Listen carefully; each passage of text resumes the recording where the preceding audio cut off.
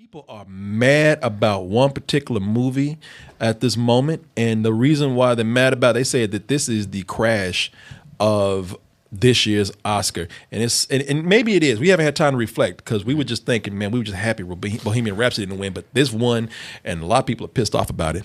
There's gonna be problems.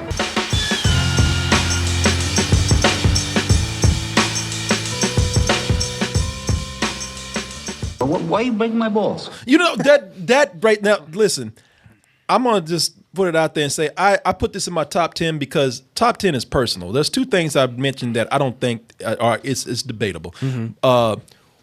One is this movie right here, man, Black Panther.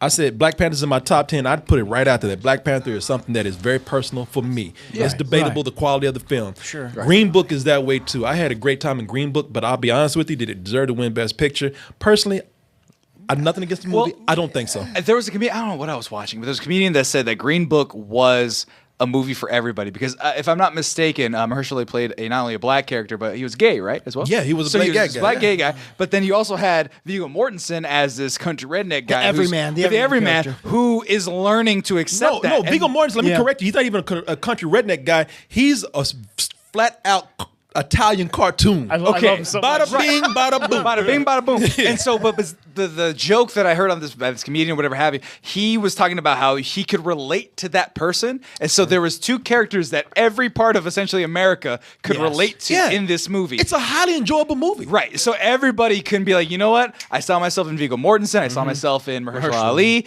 And they like this movie. So if you pick that as Best Picture, there's nobody that's not satisfied. Now, do you think the adjustment to the members of the Academy has played a role in the big wins for things like Black Klansman, Green Book, and Black Klansman and Green Book this year, and Black Panther? Because there was the Oscars So White a few years ago, and I'm wondering, is it a reaction to Oscars So White by the former members of the Academy? You know what? I'm going to pass it off to Chris, but I'm going to tell you something. Yeah. The critics, they love Spike Lee. But Spike Lee, that movie was probably a little too black and too strong for people, you know.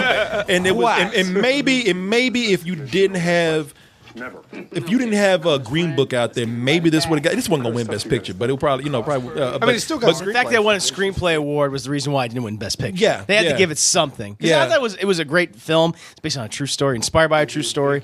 No, I thought the performances were fantastic. I mean, we need this kind of movie to win something. You know. Yeah, it needs to win something. Time period, but Green Book was the race movie that Hollywood loves. It's like that's the thing. Right. Yeah, this is the one that says, you know what, they had a non-scary, non-threatening black person in there, but yet we talked about issues that we don't talk about at the dinner table, and it made me feel like, you know something, although I don't want my daughter marrying a black guy, I feel like I am not racist. You know? Does it count as a white savior film? Yes. Yes, it does very much. Because he's defending Mahershala Ali throughout the entire movie. Yeah. You know. Yeah, no, it's very much a white savior movie, man. Look, I don't defend myself for like putting the movie in my top 10 because it's an entertaining movie. But Best Picture, no, it's the kind of bullshit that Hollywood always nominates and it feels comfortable giving an award to. You know what I'm saying? Yeah, no, it's all a racket in terms of what makes money, what's acceptable. I mean, the talk of everyone before this was the Oscars. Nobody watch them. Nobody watches them. Everyone, it's so boring. Nobody cares about what they think. And so now with this awards, show, I think that everyone was appeased for some extent because the Mexicans are happy. The directors got it. Black people got screenplay. Yeah. Black people also got best film. And then costume design, all this. Everyone got a little pice of the pie. Asians got one. Yeah, man. So like everyone's happy. But we were also happy because look, we're under a kind of euphoria because man, we would still be sitting here for an Oscar show mad as fuck because somebody decided to sing about 5 shitty songs. Somebody like put up like 2 unfunny skits. Like there's about 10 Oscar presenters that have to like do their like really bad banter. Like Kevin Hart. Just think about Kevin Hart when he's freestyling. Not when he's written. You have what was the movie with Bryan Cranston?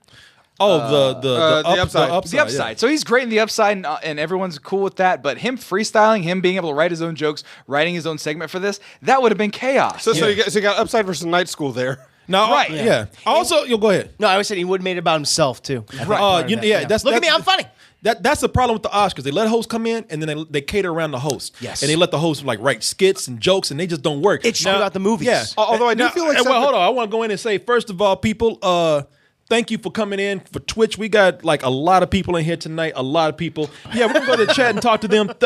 Like the nostalgic one that says, "Thank God for no fucking corny ass jokes for once." Yeah. There were some, but Except for the opening and Jake Mulvaney. yeah, and category is still far. And Robbo Scott Lindsay says, "I do agree a little on Green Book. It did play it safe. It's very safe. Yeah. It's the safest thing about race relations you can talk about. If we spend more than 3 hours with each other, then all racism is done. And for Netflix, this is a huge win for them. Oh my God, yeah. Is it? Remember when Netflix was like when they had like Beast of No Nation? We're not gonna nominate that for shit. Yeah, and all of a sudden, it's like, oh, now Netflix is a contender. Oh yeah. Yeah. No, I think other studios are looking at with them getting the talent like Best director. Best director behind them, and Roma getting the attention that it did. Yeah. That man, I'm telling you, Netflix is changing shit. And Chad makes a good point. Well, one says that Netflix has more Oscars than Glenn Close, but a lot of people are saying no host. No more hosts. No more hosts. You don't need that. You don't need it. Let me tell you something that's wrong with the Oscars, man. When the Oscars bring in hosts, they have to be, and it's not to say it doesn't work, but even if they're a good host, we've just seen tonight how it's not necessary. What they do is the people get mad at them because they come out and they pad the show out longer than it needs to be, and then you start hating them just because they're there. Well, they pad it out. They add political commentary you may not like and stuff like that. Sure. But here, I mean, they kept it relatively clean. The opening three ladies, was Tina Fey, Amy Poehler, and the other one. Yeah. What's the other one's name though? The freckles and Maya Rudolph? Okay, Is it Maya Rudolph? Maya Rudolph. Oh, that was horrible. That part when they that came was in, bad. They were bad. But if they were to be the host, it would have been a whole night of that. The fact that you can be like, all right, wipe our hands of that from a 5-minute, verbal sketch and move on to fucking Tom Morello, They might have been the Serena test case. Williams. Yeah. That would have been fun. that would have been horrible. And you know what? And here's a good question here. This is from Kirby Curb 41. So Corey, since a Hispanic man won Best Picture 5 out of the past 6 years, when do you think a black man will win the award? When we're done winning, motherfuckers. I'm kind of surprised Ryan Coogler didn't get it a few years back. Well, you know what? I have to say that the thing with the thing with black directors is that a lot of black directors are either producing really, mainstream entertainment, or they're making hardcore message movies. Yeah. Black Panther is amazing that it caught both, but the Oscars are not. That they're not ready to like scare these white folks by giving some big black like hard black message movie an award. Right. They don't want to deal with that, man. And that's why that's why it's going to take at some point. Now we're progressing because we see a lot of things with the Oscars moving up on, man. Not only in race but genre. Yeah. Big Guillermo del Toro winning big for the Taste of Water, whatever that shit is. The Shape of Water. The Shape of Water. Although the lead actress did find out the Taste of Water. Y'all know what I'm talking about. Monsters, they taste so good. The water, they taste so good, fresh. Y'all know what I'm saying. No. But that was a big win for a change in the Oscars. Film. It's a genre movie. Now, I know you don't want to you don't want to associate a fish man with a black man, but it's a progression, man. Right. Yeah, I mean, that's and quite frankly, let's be honest. Mexicans gotta stop making good movies. Those 3 Mexicans have won the 5 of the 6. 3 men have won 5 of the 6. They gotta stop making some damn. Chat 11 taste of water. That's a porno movie.